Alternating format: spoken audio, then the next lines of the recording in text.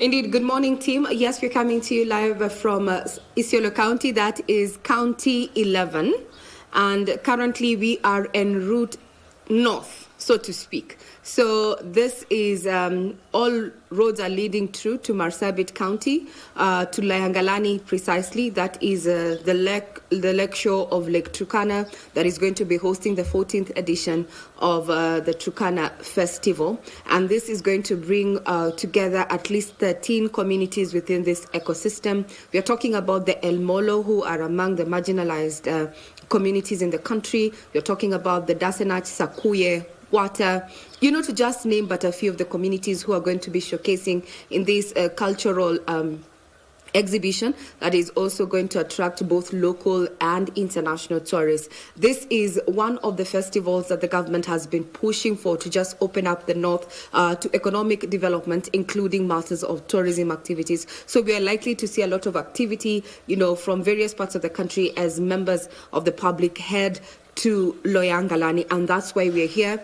It's almost a 17-hour drive from Nairobi all the way to Loyangalani. So the first stop is Isiolo or Marsabit, if you like. But now we stopped at Isiolo. We are going to be traveling up north. Also in this particular schedule, we expected the president to grace this particular cultural event, but due to other global requirements, we understand that he left for Washington, where we're going to be having a Security Council meeting, and he may be missing in action in this particular festival. So we're waiting to hear from the government and other officials exactly who is going to be the chief guest for this. But also in this particular program, they have dedicated one day in the week-long celebrations to look at inroads that have been made to stem gender-based violence as we mark the 16 days of activism. So, Vivian, that conversation that you're having on matters, the 16 days of activism with a keen interest on digital violence, that is going to be happening in this side of the country during this particular cultural festival. We will not belabor the point, Victor, Vivian, stakeholders in this particular area that we're talking about, the KTB, that is a marketing agency, as well as the county government of Marsabit, have to say in regard to this matter as we bring this to a close. That is in the headlines. But for now, let's bring you up to speed with stories that have been making headlines in the last 12 hours. And as I mentioned, President William Ruto departed for Washington, D.C. in the USA at the invitation of President Donald Trump. Now, President Ruto is going to be joining President Paul Kagame of Rwanda and his Democratic Republic of Congo counterpart, Felix Tshisekedi, to witness the official signing of the DRC-Rwanda peace agreement, which is a most significant breakthrough in addressing the decades of conflict in eastern DRC.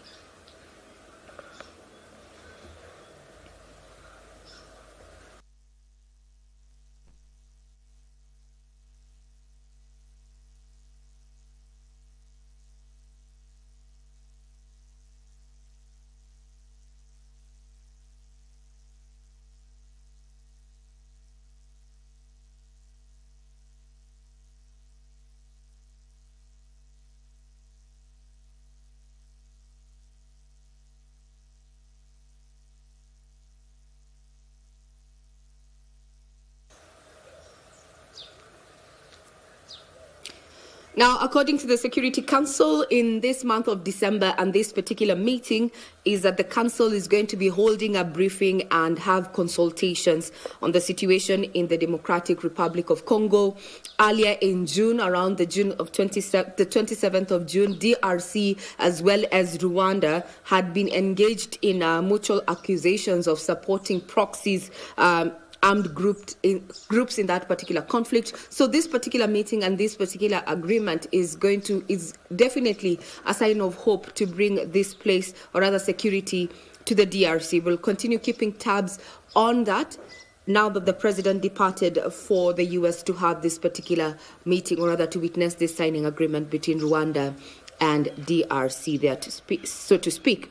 Now back home and in the August House, focusing on the Senate, is that Kakamega Senator Boni Halwale has been de-whipped from the majority whip position. In a communication by the Senate Speaker, that is Amason Kingi, the ruling party resolved to remove the bullfighter and replace him with Bungoma Senator Wafula Wakoli. In recent times, the embattled senator has been on the spotlight for going against the party's ideologies and decisions. Meanwhile, the newly elected lawmakers, consisting of 6 at the National Assembly and only 1 at the Senate, took oath of office. Here is our parliamentary team with a recap of what took place yesterday. With just about a week to the commencement of Parliament's long recess, a Senate Majority Party meeting on Tuesday resolved to remove Majority Chief Whip Senator Boni Halwale in the latest move by the ruling party to crack a whip on perceived rebel members. Now, from the correspondence, the minutes indicate that a resolution was passed to remove the Senate Majority Whip, Senator Dr. Boni Halwale, CBS MP, in accordance with Standing Order 22-5. Halwale's post will now be filled by Bungoma Senator David Wakoli from Ford Kenya Party. Verify the correspondence received and hereby communicate that the Majority Party has effected a change in the office of the Senate Majority Whip. The new office holder, therefore, with immediate effect is Senator David Wafula Wakoli, MP. Senator-elect, Baringo County. Still in Parliament, the newly elected members of Parliament in the just concluded by-election took oath of office at the National Assembly and the Senate. I, Ongondo Boy Duere, having been elected a member of the National Assembly, do swear in the name of the Almighty God that I'll bear true faith and allegiance to the people and the Republic of Kenya. Protect and defend this Constitution of the Republic of Kenya, and that I will faithfully and conscientiously discharge the duties of a member of Parliament. So help me God. Nitaheshimu, nitatetea, nitatunza, nitahifadhi na kulinda katiba ya Jamhuri ya Kenya. In a debate to welcome the new lawmakers, seasoned legislators faulted different political players for pushing the narrative of divisive politics. What I actually see is a very disunited opposition. Disunited, colorless, rudderless, clueless, visionless, planless, and that is how they lost these by-elections, Honorable Speaker. Because that one was a proof that the mountain is not owned by any one person. And as we move forward, we want to ask those members who have been elected to work for the people so that when it comes to 27, we again make it. Do not rely on social media. Being loud does not necessarily translate to votes. Young people must decide what they want. It is unfortunate that some young people are opposing boys. The induction of the new members will take place on the 8th and on the 9th of December to familiarize new members with parliamentary procedures.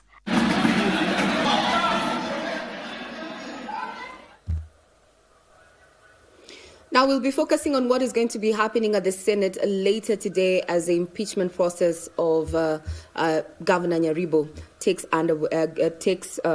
center stage. We're going to be keeping tabs on that, and we also know that the Senate is also going to be breaking for the holidays, so we'll keep tabs on that. Now we cross over to Mandera County, where Mandera Governor Mohammed Adan Khalif has warned that the drought experience in the county is escalating to a crisis level. Now, according to the governor, the communities are now dependent on overstretched boreholes, and while the water ponds have dried up, leaving thousands of families in dire need of support. The government has made a passionate appeal to the national government and humanitarian agencies to intervene before the situation gets out of hand.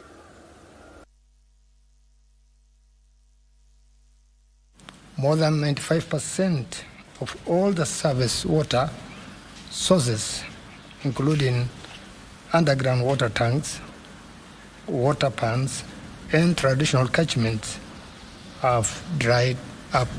We require 40 additional water bowsers for domestic supplies and 37 water bowsers for livestock watering, as weakened animals are increasingly unable to trek long distances in search of water and pasture. I therefore make a special appeal to national government, development partners, humanitarian agencies, NGOs, the private sector, and the local leaders to increase their support for water, food.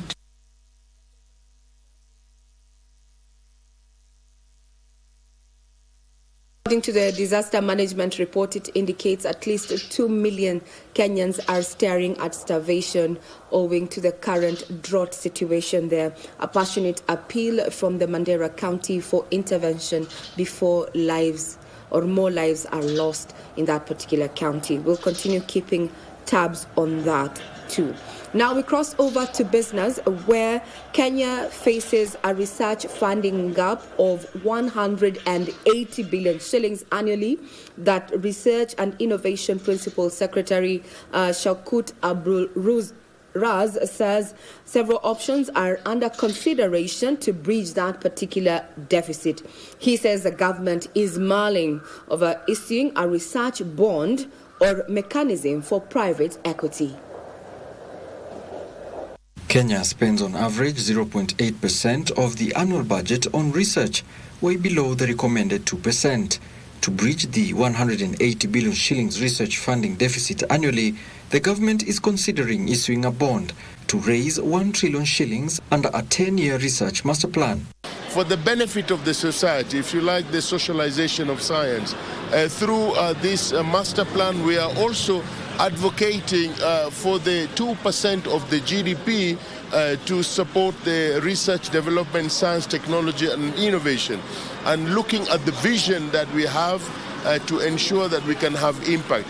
The Principal Secretary says a part of the funds could be channeled to funding 1,000 PhD students annually. In the next 10 years, the government is committed to put 1 trillion, and I think we are in the right trajectory. And as we advance in future with the artificial intelligence, things are going to be much faster, more effective, and more efficient, and we might be able to reduce the funding because we are going to improve efficiency.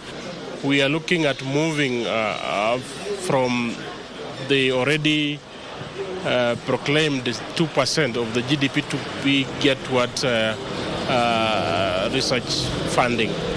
Currently, we are able to bring together our members of parliament who have just left us now to drum up the support of what the government is gearing towards having a knowledge-driven economy. Plans are also underway to start issuing a single-window research permit to reduce research timelines. For further stories, or rather further details in regard to what has been making headlines in sports, business, as well as current affairs, feel free to log on to our website, that is www.kbc.co.ke,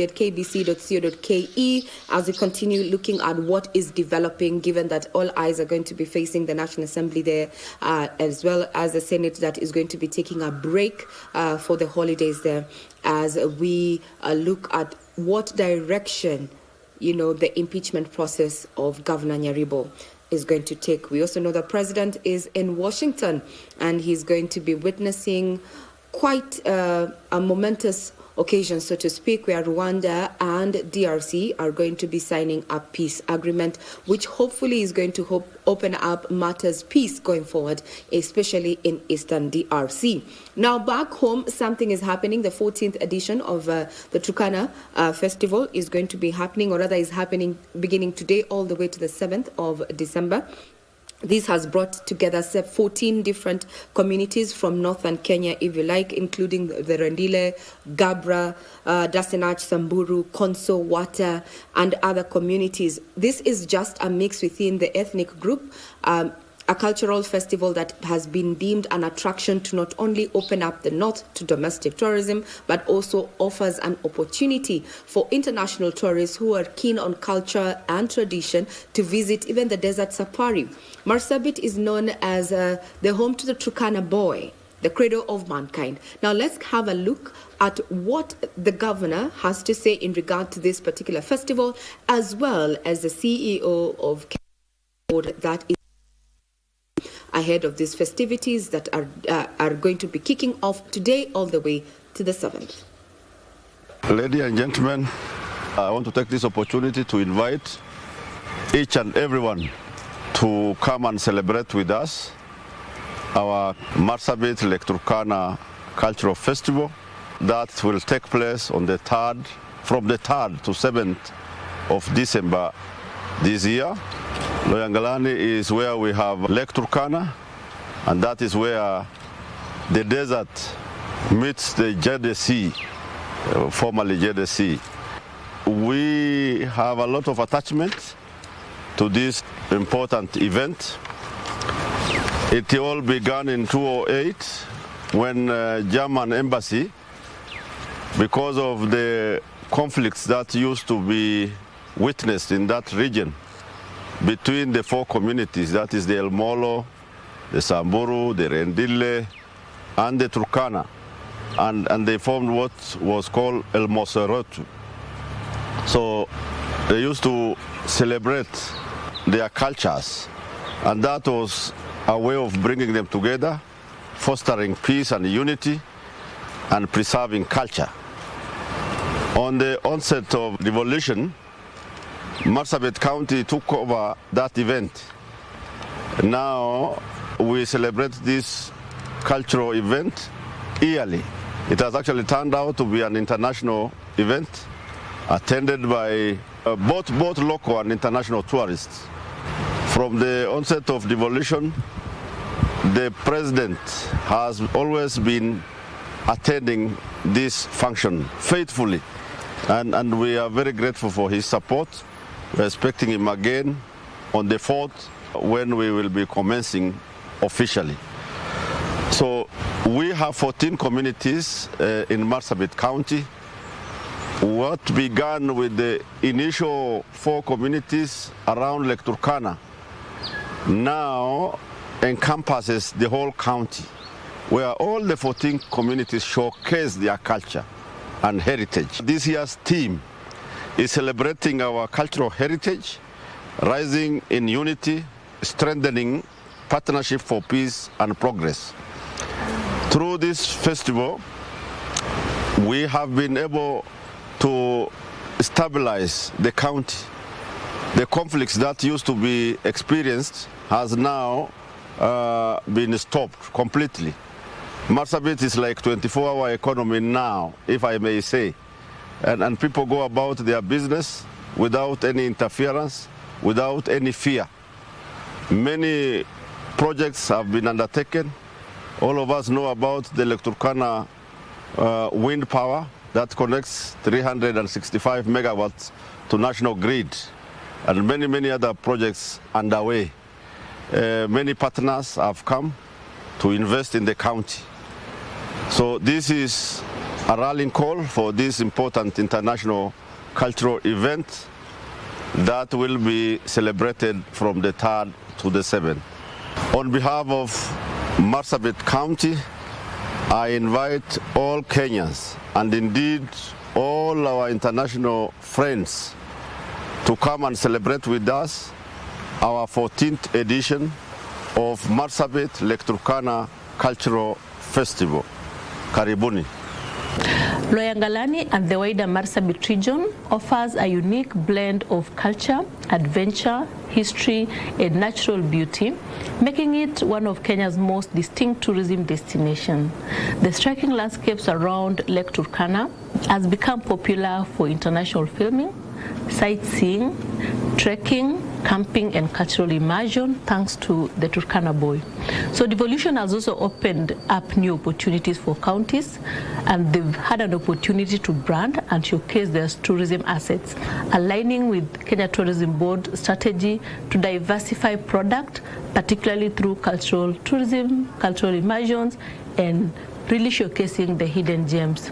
So Loyangalani Cultural Festival remains a key event, strengthening community cohesion and supporting tourism growth, and it has given us an opportunity to drive a visitation to lesser known destination through the cultural festival.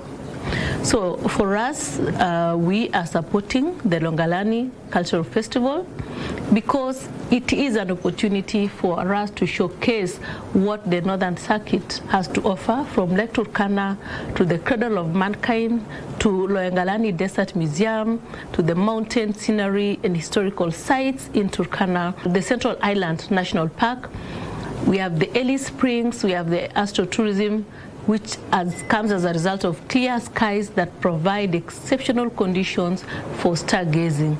So with improved infrastructure, we expect this particular area to be fully developed, and we've seen government putting in effort in road network, especially through the Lapset corridor. Karibuni Marsabit, karibu Loyangalani, tembea Kenya.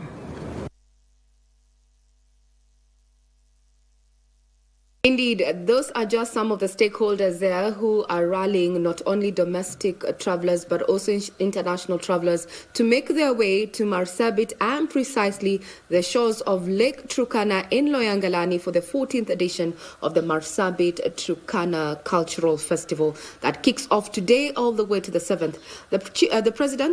President William Ruto was expected chief guest, but now he has flown to Washington, D.C. We are going to continue keeping tabs on who then is going to be officially opening up this particular cultural festival that has been deemed a game changer for the North, as socio-economic development is being pushed to the area to expose, the hidden gems on culture and tradition, and also the Desert Museum there.